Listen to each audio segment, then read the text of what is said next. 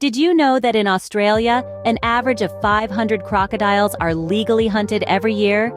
Yes, it's a fact. Australia, with its vast wilderness and diverse wildlife, is a hotspot for crocodile hunting. These aren't just any crocodiles, mind you. We're talking about the saltwater and freshwater crocodiles, two of the most formidable species on the planet. Now, you might be wondering, why so many? Well, it's a combination of factors, really. From population control to the demand for crocodile products, these factors contribute to the staggering 500 crocodiles hunted each year. But it goes deeper than that. It's not just about numbers, it's about the balance of nature, the economy, and the ethics of hunting. This large-scale hunting has significant implications, both positive and negative, for the Australian environment and economy. It's a complex issue, one that we'll dive deeper into as we explore the world of crocodile hunting in Australia. Crocodile hunting in Australia operates within a strict legal framework. This framework is an intricate dance of conservation and control, balancing the survival of the species with the needs of the people who share their habitats. At the heart of this legal framework is licensing. Anyone wishing to hunt crocodiles in Australia must first obtain a license, a process that involves rigorous training and assessment. Through this process, only those who demonstrate a clear understanding of the species and its ecological needs are permitted to hunt. But obtaining a license is just the first step. The hunting season is strictly regulated, typically running from March to October. This timing is crucial, as it avoids the breeding season, ensuring the continuity of the crocodile population. Additionally, there are restrictions on the size and sex of the crocodiles that can be hunted. Female crocodiles are often off-limits, again to safeguard the breeding population. Size restrictions also play a key role, with only mature crocodiles of a certain length being permissible targets. This allows younger crocodiles the chance to mature and reproduce, contributing to the overall population stability.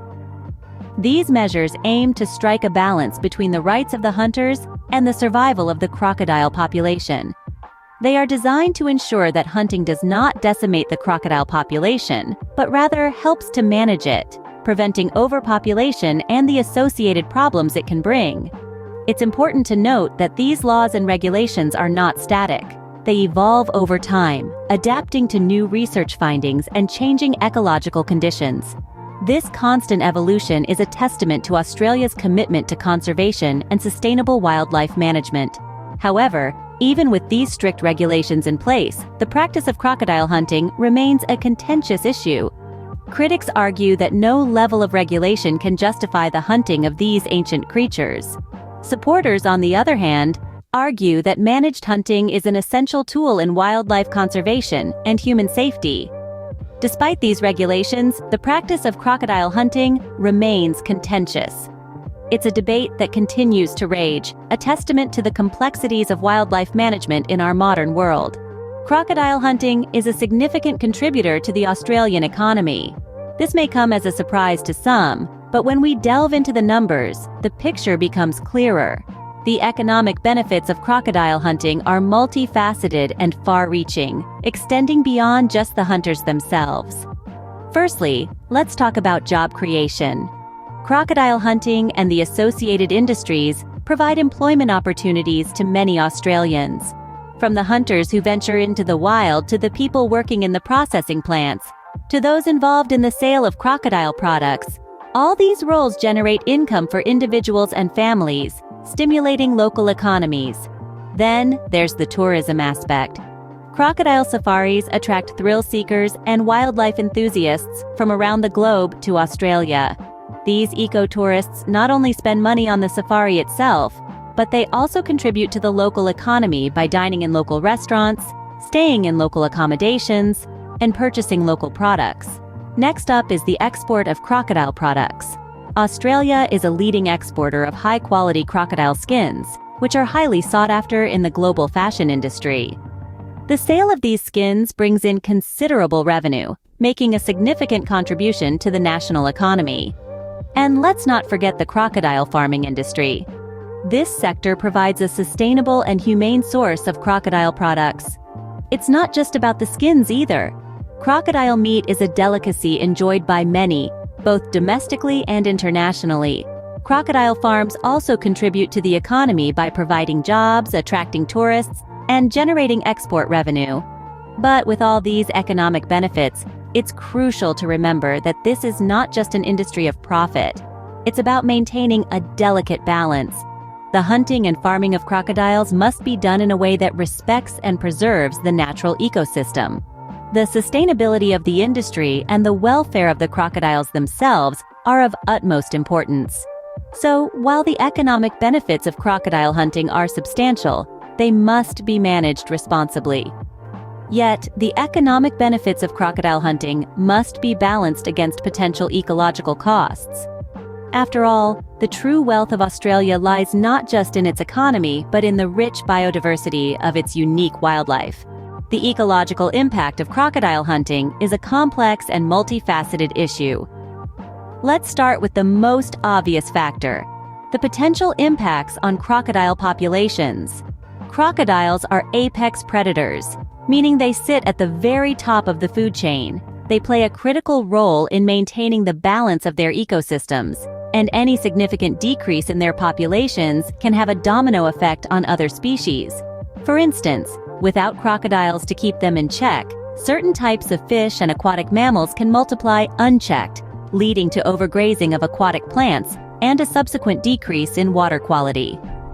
The effects of hunting don't stop with crocodiles, though. When crocodiles are removed from an ecosystem, scavenger species that rely on crocodile leftovers for food can also be impacted. These include various birds, insects, and even smaller reptiles. The other side of the coin is the risk of illegal hunting. Despite regulations and restrictions, illegal hunting persists, often driven by the high market demand for crocodile skin and meat. This unregulated hunting can lead to rapid and unpredictable decreases in crocodile populations, which can destabilize ecosystems and even push certain crocodile species towards the brink of extinction. The ecological impact of crocodile hunting is not only about the crocodiles themselves, but also about the ecosystems they inhabit. Wetlands, rivers, and lakes where crocodiles live are incredibly biodiverse, hosting a multitude of species that rely on the balance maintained by these apex predators. The removal of crocodiles can disrupt this balance, potentially leading to the loss of other species and the degradation of these vital habitats. In a world where biodiversity is rapidly declining, every species matters. Crocodiles, as apex predators, play a particularly crucial role in their ecosystems. The ecological impact of crocodile hunting is therefore a matter of global concern. It's not just about preserving a single species, but about maintaining the health and diversity of our planet's ecosystems. The conservation of these apex predators is crucial for maintaining healthy ecosystems. The practice of crocodile hunting raises important ethical questions. When we delve into the morality of crocodile hunting, we find ourselves in a tangled web of competing interests and values. Let's start with animal welfare. Some argue that hunting inherently causes unnecessary suffering to crocodiles. They contend that every creature deserves respect and protection from harm, regardless of its species or perceived danger to humans. On the flip side, proponents of hunting often point to the principle of sustainable use. This principle posits that wildlife, including crocodiles, can be used responsibly to benefit human needs.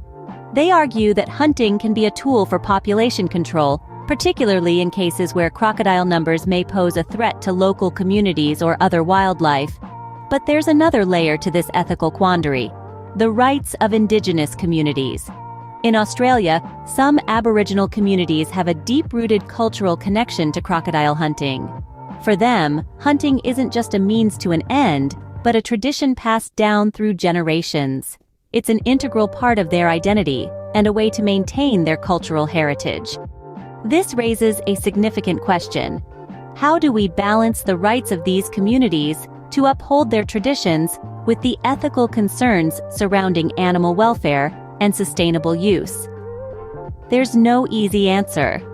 Some suggest a middle ground approach, allowing regulated hunting that respects animal welfare, supports sustainable use, and honors indigenous traditions. Others believe that hunting should be strictly limited or even banned outright.